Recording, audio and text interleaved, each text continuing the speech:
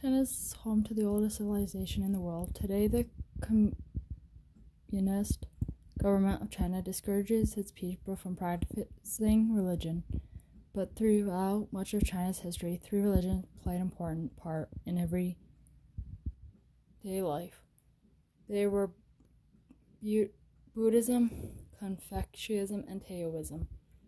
Confucianism is based on the idea of humble Chinese scholar named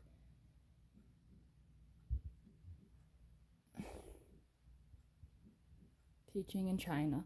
The son of the military officer Confucius studied music, poetry, and writing of China's ancient sage or wise men. For centuries, the sage had taught the Chinese people how to live a good life. But in Confucius' time, leaders had forgotten the teachings of the past society and had fallen into chaos, and greed and violence had taken over. After the Chinese great civilization might be destroyed forever, Confucius taught the old traditions which were based on goodness and truth. He said that government leaders should stop being so selfish and should start caring for their people the way a loving father cares for his family. He said that people should start respecting their leaders and parents and their ancestors, and that rich and poor children alike should get a good education. Confucius also taught the ancient Chinese belief that everything in the universe is a combination of two forces called yin and yang. Yin is cold, dark, moon-like, and mysterious. Yang is the opposite of yin, everything that is bright, warm, sunlight, and clear. All growth and change comes from the combination of these two forces. Confucius also said that all people should be courteous and kind to one another. One of the best-known sayings is, "Never do to others what you would not like them to do to you." Most major religions teach a version of this saying, which is someone called the Golden Rule.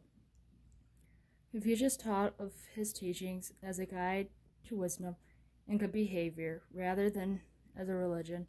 But after his death, temples were built to honor him, and jobs had to study the books of Confucianism, and leaders relied on Confucianism scholars for help and advice. Confucius believed that his duty was only to remind people of their teachings of the ancient sages, but he brought new meaning to the wisdom of the past. For more than 2,000 years, Chinese have considered him the wisest sage of all.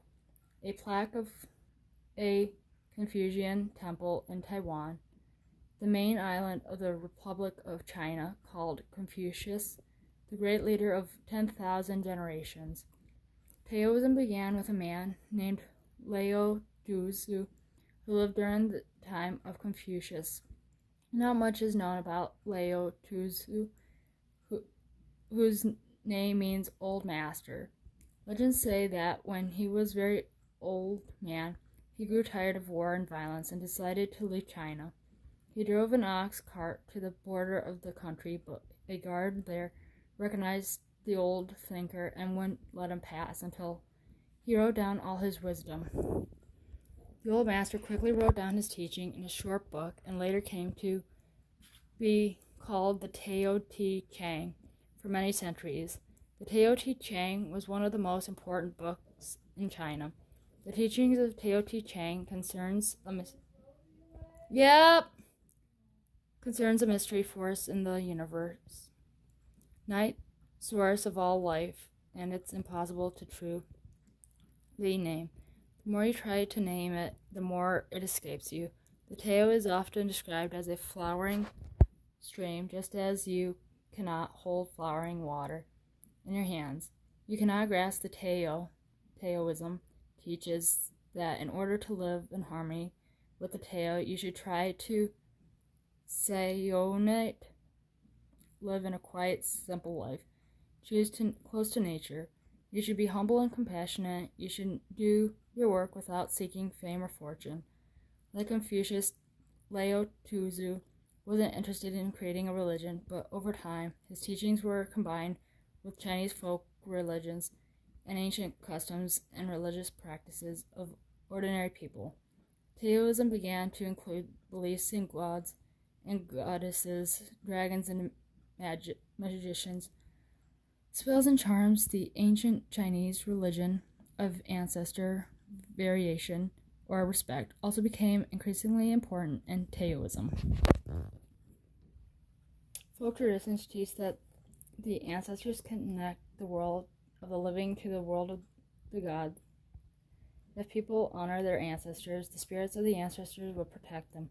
During the Chinese New Year, celebrations of the important Chinese religion holiday of the year, families gather and feast and honor their ancestors.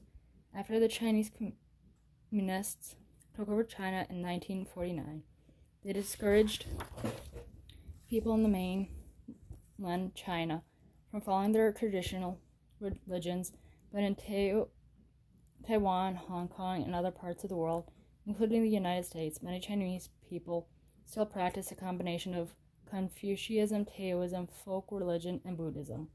Each religion offers something different. Families might revere the wise Confucius and study his teaching. At the same time, they might keep a shrine to worship a Taoist god, a shrine to honor the Buddha, and a special place to honor their ancestors. For Chinese people, all these ways of worshiping are unique to form one spiritual world.